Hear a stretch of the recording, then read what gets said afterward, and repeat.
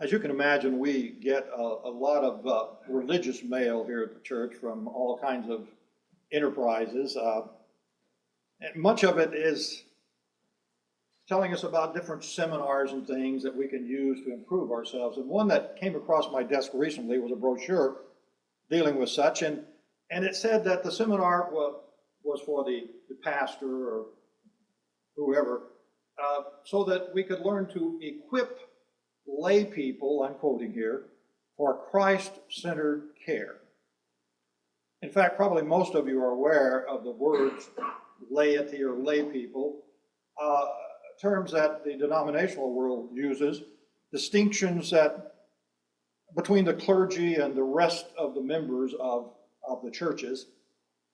This began with the Catholic Church many, many years ago when they started separating a priesthood from the rest of the people, and all of the leaders then became the one group, and everybody else, the common people, shall we say, were the laity, which is a word that comes from the Latin. I thought that I would look up these words. I had a pretty good idea what they meant, but I thought I would look them up in one of our common English dictionaries, American Heritage Dictionary, and just see what it had to say. And when you find the word lay as it applies to this situation, it says of, relating to, or involving the laity, which is that kind of circular reason that we get frustrated with dictionaries, because if we knew what laity meant, of course, then we wouldn't have any problem with lay.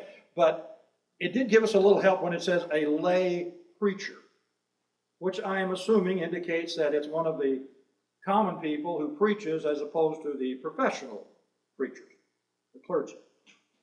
And so I looked up laity, and again, with the first part of the definition, lay people considered as a group. Well, that's wonderful. I'm glad it had more to say than that. And it says all those persons who are not members of a given profession or other specialized field. And again, we pretty well understand what they're talking about. The clergy is the professionals, the specialized ones, and everybody else is the lay people. I'm still not getting where I want to be, and so I found another word that has to do with it, and it's laic, and of course we get the same runaround with the first part of it, of or relating to the laity. Now, can you see if they just stopped with the primary meaning, you just keep going around and around, and you never would find out a meaning. But they keep throwing in these hints. And now they've thrown something bigger than a hint in that I can really understand. And that is the word secular. Now, I've known for a long time that secular had to do with the opposite of spiritual. But again, I want us to make sure that we're using words as commonly understood by our dictionaries. And so I looked up secular. Wow. Secular means worldly rather than spiritual. It means not specifically related to religion or to a religious body. Think about that. I am quite sure that nobody out there in the religious professionals, clergy, is going to say to a congregation, and I hope not about a congregation, that as opposed to us professional people, they are worldly people and not spiritual. I don't even believe they're going to use the second part of that definition, that they're not specifically related to religion or to a religious body. But I'll tell you this, I believe they believe that. I believe they think you're just the audience. You come in to hear the professional people. But the professional people are really the spiritual people. And, what can we say? The rest of you are just lay people. Does the Bible recognize any such distinctions among Jesus Christ's disciples? And that's what we're going to be talking about briefly this morning. And most of you already know the answer. Let's start with our Lord. Is there something about Jesus Christ that we can learn that would help us to understand how we're to look at each other as followers of Jesus Christ? Well, we have this wonderful example in John chapter 13, where Jesus, the night Judas has already left, I believe, or he will leave shortly to betray him, and then the next day, of course, he's going to be tried. But he is gathering his close disciples, his apostles, the men he's going to send on this great mission to to proclaim the gospel message to the world, he's gathered them together. He has given them a supper. He has instituted what we're going to be doing in a little while, the Lord's Supper. And then he gets up from the table and he girds himself with a towel and he starts washing their feet. Now, we have no way of fully understanding the shock of that because we're not in that kind of situation today. But there were very real distinctions among people in those days, and servants washed the feet of their masters.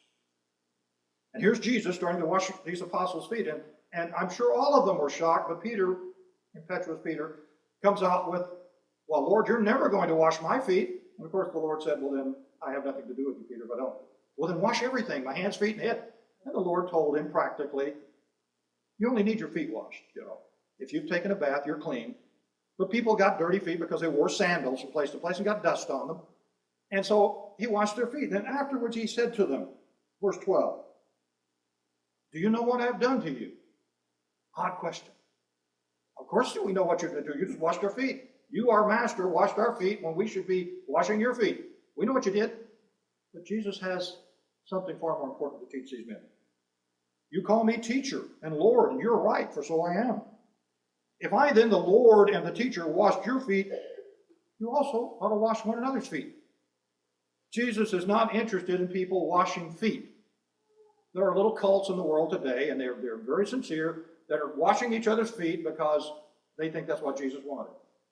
Jesus is trying to show a lesson in humility.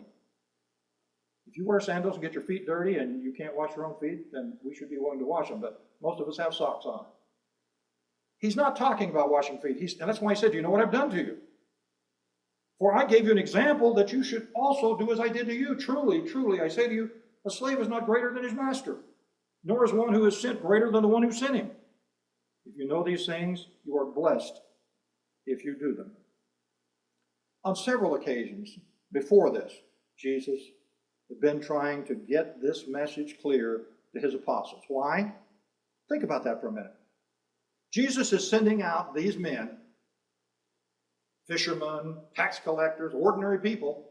I'm persuaded that God chose ordinary people in all cases so that he wouldn't be dealing with the proud.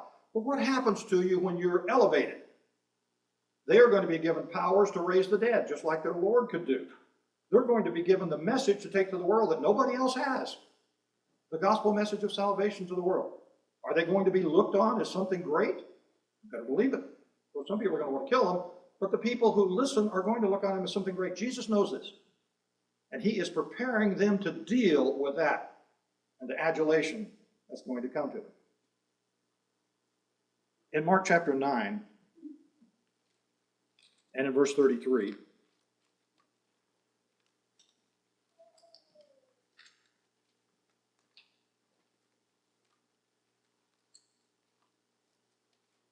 I don't use Mark as much as I do the other Gospels. The pages sometimes stick together. Mark 9:33, they came to Capernaum. And when he was in the house, he began to question them, what were you discussing along the way? But they kept silent, for on the way they had discussed with one another who was the greatest. You see, they already understand there's something probably a little wrong with what they were discussing, because they don't want to tell the Lord about it. Of course, Jesus knows what they were doing.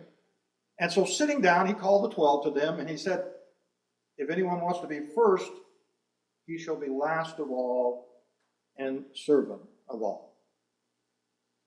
What Jesus was contrasting here was what he wanted his people to be, as opposed to the leaders of the Jews. We see this very clearly in Matthew chapter 23, where Jesus is pointing out the scribes and the Pharisees, the leaders of the Jews, and what kind of people they are. And basically, they're hypocrites, and they're worried about appearance. Jesus says in verse 5, they do all their deeds to be noticed by men, for they broaden their phylacteries, which were little boxes that they kept scriptures in. So they'd be wearing these boxes on their clothes and around their forehead saying, look at me, I'm a religious man. You can tell by the way I dress. You can tell by these things I wear on me. They broaden their phylacteries and lengthen the tassels of their garments. They love the place of honor at banquets and the chief seats in the synagogues and respectful greetings in the marketplace and being called rabbi by men.